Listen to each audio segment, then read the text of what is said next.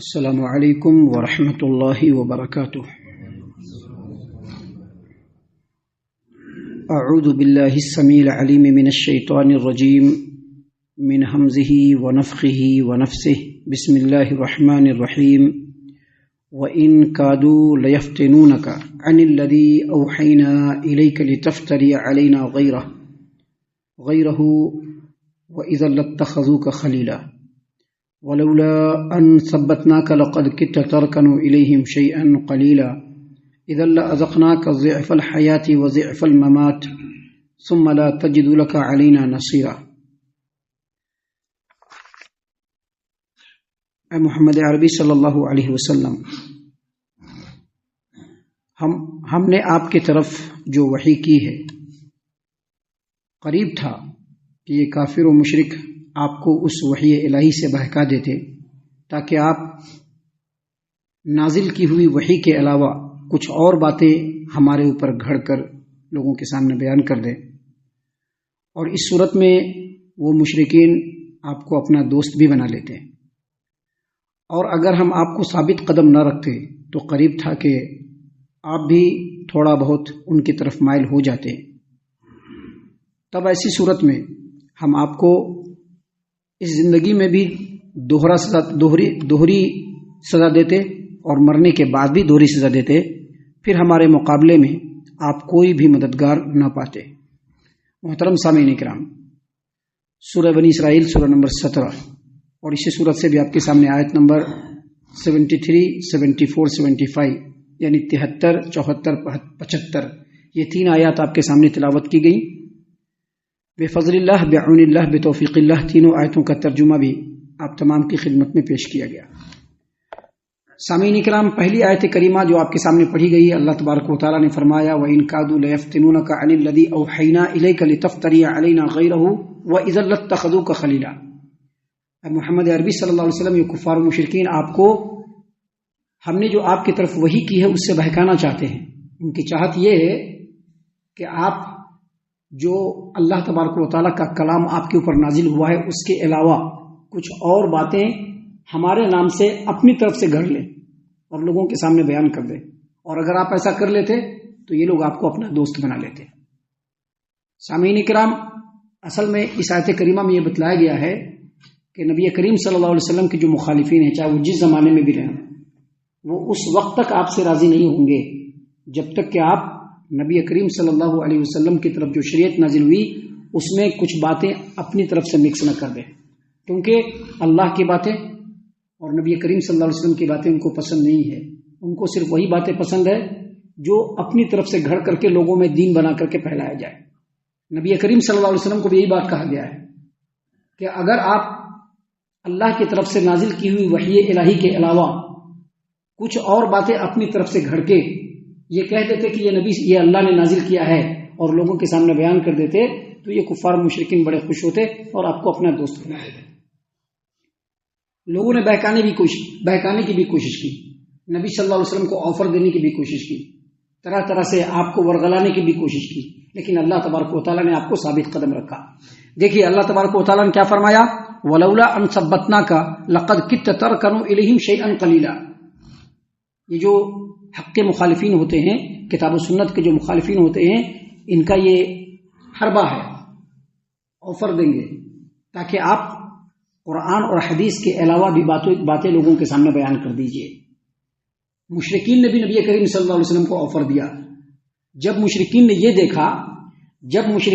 دیکھا کہ پوری کوشش ہو رہی ہے پھر بھی اسلام لوگوں تک پہنچ رہا ہے، حق بات سے لوگ روشناش ہو رہے ہیں، لوگ حق بات کو قبول کر کے اس پر عمل پیرا ہونے کی کوشش کر رہے ہیں، تو ان لوگوں نے اب دوسرا حربہ اختیار کیا۔ دوسرا حربہ کیا اختیار کیا؟ نبی کریم صلی اللہ علیہ وسلم کے پاس آئے اور آپ کو آفر کیا۔ آفر کیا کیا کہ اس قرآن کریم میں بتوں کے تردید میں، بتوں کے خلاف، جو ہم بتوں کی پوجا کرتے ہیں، لات کی پوجا کرتے ہیں، عزا کی پوجا کرتے ہیں، حبل کی پوجا کرتے ہیں، کعبۃ اللہ میں 360 بت رکھے ہوئے اس کے سامنے جو ہم جھکتے ہیں، اور اس کی تردید میں جو قرآن کریم میں آیات نازل ہوئی ہیں، آپ ان کو پڑھنا چھوڑ دیجئے۔ آپ قرآن کریم کی سب بات پڑھیے، ہم لوگوں کو کوئی پرابلم نہیں ہے، لیکن جہاں جہاں پر بتوں کے اوپر رد کیا گیا ہے، بتوں کی تردید کی گئی ہے، بتوں کی عبادت سے منع کیا گیا ہے، شرک کو خراب بات کہا گیا ہے، ان آیتوں کو چھوڑ دیجئے تو ہم آپ پر ایمان لا کر کے آپ کی اطاعت و فرما برداری کرنا شروع کر دیتے ہیں۔ نبی کریم صلی اللہ علیہ وسلم نے اس کو ایکسیپٹ نہیں کیا۔ ایک اور واقعہ ہے، نبی کریم صلی اللہ علیہ وسلم کے چچا ابو طالب جب باحیات تھے تو ان کی زندگی میں ہی مشرکین مکہ کا ایک پورا، ان کے سرداروں کا ایک پورا گروپ، ان کا ایک پورا ڈیلیگیشن نبی کریم صلی اللہ علیہ وسلم کی خدمت میں حاضر ہوا۔ ابو طالب بھی بیٹھے ہوئے ہیں، نبی کریم صلی اللہ علیہ وسلم کے پاس آتے ہیں۔ چچا کہتے ہیں کہ دیکھو یہ لوگ سرداران قریش ہیں، تم سے کچھ بات کرنا چاہتے ہیں، کیا کر لو بات۔ ان لوگوں نے نبی کریم صلی اللہ علیہ وسلم کے سامنے آفر رکھا۔ آفر کیا رکھا کہ اگر آپ حکمرانی چاہتے ہیں، اگر آپ کو پاور چاہیے، ہولڈ چاہیے، حاکم بننا چاہتے ہیں تو ہم اپنا حاکم آپ کو بنا لیں گے۔ اگر آپ یہ چاہتے ہیں کہ آپ کے پاس بہت زیادہ دولت ہو، دولت کا ریل پیل ہو جائے، تو اتنے دور میں جو بادشاہان ہیں ان کے پاس وہ جو دولت نہیں ہوگی، اس سے زیادہ دولت ہم آپ کے قدموں میں لا کر کے رکھ دیں گے۔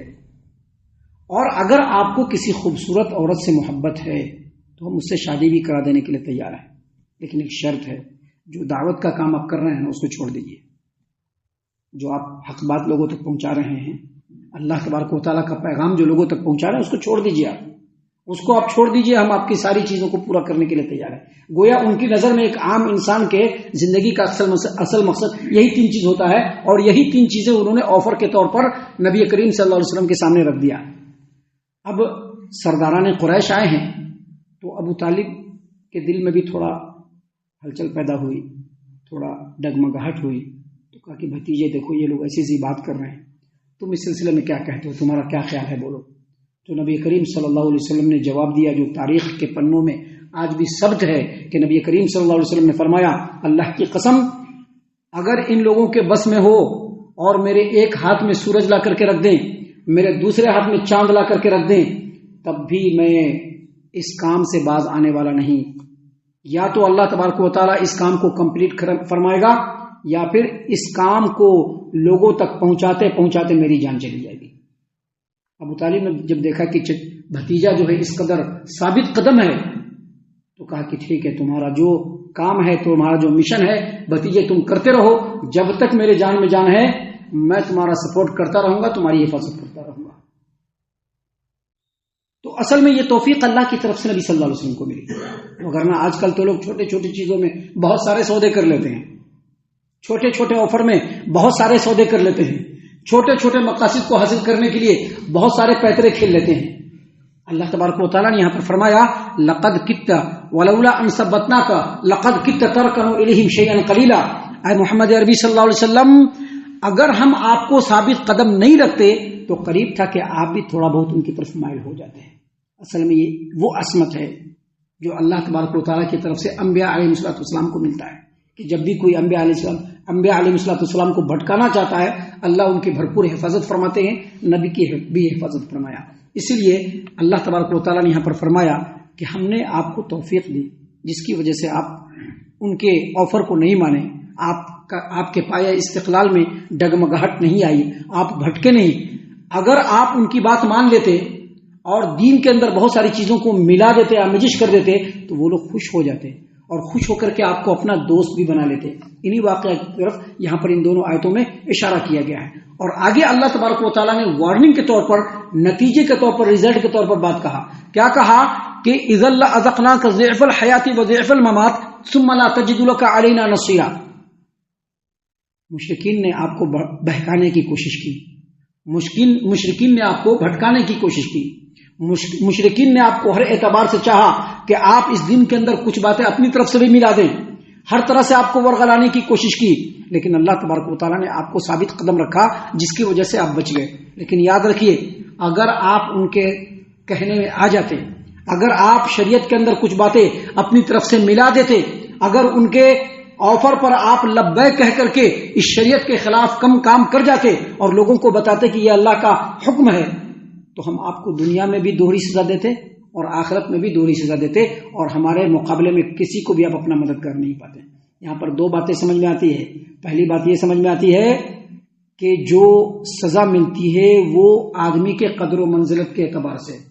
اگر نبی بہکے گا، حالانکہ نبی تو بہکنے والے نہیں ہیں کیونکہ اللہ نے ان کو معصوم بنایا ہے، تمام نبیوں کے اللہ تبارک و تعالیٰ نے حفاظت فرمائی، لیکن یہاں پر اللہ نے کہا کہ اگر آپ بھی بہکتے تو ہم آپ کو دنیا میں بھی دوہری سزا دیتے اور آخرت میں بھی دوہری سزا دیتے. اس کا مطلب یہ ہے کہ جانکار لوگ اگر غلطی کرتے ہیں تو ان کی سزا کی سنگینی اور زیادہ بڑھ جاتی ہے، ان کے گناہ کی سنگینی اور زیادہ بڑھ جاتی ہے. دوسری بات یہ سمجھ میں آتی ہے کہ نبی کریم صلی اللہ علیہ وسلم کو تو اللہ تبارک و تعالیٰ کی توفیق سے اللہ نے بچا لیا. لوگوں نے ہر طرح سے آفر کیا، ہر طرح سے بھٹکانے کی کوشش کی، لیکن نبی کریم صلی اللہ علیہ وسلم نے حق کو باطل سے آمیزش نہیں کیا، حق کو باطل میں نہیں ملایا. لیکن یہاں پر وارننگ ان تمام لوگوں کے لیے ہے جو چند ٹکوں میں دین کا ستیاناش کر کے خود بھی گمراہ ہو رہے ہیں اور لوگوں کو بھی گمراہ کریں، چاہے وہ مفتی صاحب ہو، چاہے وہ عالم صاحب ہو، چاہے وہ امام صاحب ہو، چاہے وہ کوئی صاحب ہو. چند ٹکوں کی خاطر حق کو باطل میں مکس کر کے لوگوں کے سامنے پیش کر کے خود بھی گمراہ ہو رہے ہیں اور لوگوں کو بھی گمراہ کر رہے ہیں. اللہ تعالیٰ ان کو چھوڑنے والا اور بخشنے والا نہیں. یہ ساری وارننگ ان لوگوں کے لیے ہے، نبی کریم صلی اللہ علیہ وسلم کے لیے نہیں. یہاں پر ایک بات اور سمجھ لیجیے، کوئی بھی یہ نہ سمجھے کہ بڑا متقی اور پرہیزگار ہے. اللہ تبارک و تعالیٰ نے تو نبی کو بچایا اور اللہ نے خود کہا کہ اگر ہم آپ کو ثابت قدم نہیں رکھتے تو آپ بچ نہیں سکتے تھے. اس کا مطلب یہ ہے کہ شیطان کا وار ہم لوگوں پر بھی چل سکتا ہے. اللہ تبارک و تعالیٰ نے قرآن کریم میں کہا ہے کہ وَلَوْلَا فَضْلُ اللَّهِ عَلَيْكُمْ وَرَحْمَتُهُ لَاتَّبَعْتُمُ الشَّيْطَانَ إِلَّا قَلِيلًا. اگر تم لوگوں کے اوپر اللہ کی رحمت اور اللہ کا فضل نہ ہو تو سب کے سب شیطان کی پیروی کرنے لگو. اس سے یہ پتہ چلا کہ شیطان کبھی بھی ہم کو بہکا سکتا ہے، بھڑکا سکتا ہے. لہٰذا اپنی ہدایت کی دعا اور ہدایت پا جانے کے بعد اسی ہدایت پر گامزن رہنے کی دعا اللہ تبارک و تعالیٰ سے کرتے رہنی چاہیے. ہم اللہ سے دعا کرتے ہیں کہ اللہ تعالیٰ ہم تمام کو ان تمام باتوں کے اوپر خوب غور و فکر اور تدبر کرنے کے ساتھ ساتھ ان باتوں کے اوپر عمل کرنے کی بھی توفیق عنایت فرمائے. آمین. اللہ تعالیٰ ہم تمام کو صحیح معنوں میں پکا سچا مومن مسلمان بنائے. اللہ اور اس کے رسول صلی اللہ علیہ وسلم کی اطاعت و فرما برداری کرنے والا بنائے. صحابہ کرام رضی اللہ عنہم کے طریقے پر چلنے والا بنائے. جنت الفردوس میں جگہ عطا فرمائے. اے اللہ ہم تمام کو جہنم سے پناہ دے. اے رب العالمین ہم تمام کو جہنم سے پناہ دے. اے مالک الملک ہم تمام کو جہنم سے پناہ دے. آمین یا رب العالمین. وما علینا الا البلاغ المبین. الذي نزل الفرقان على عبده ليكون للعالمين نذيرا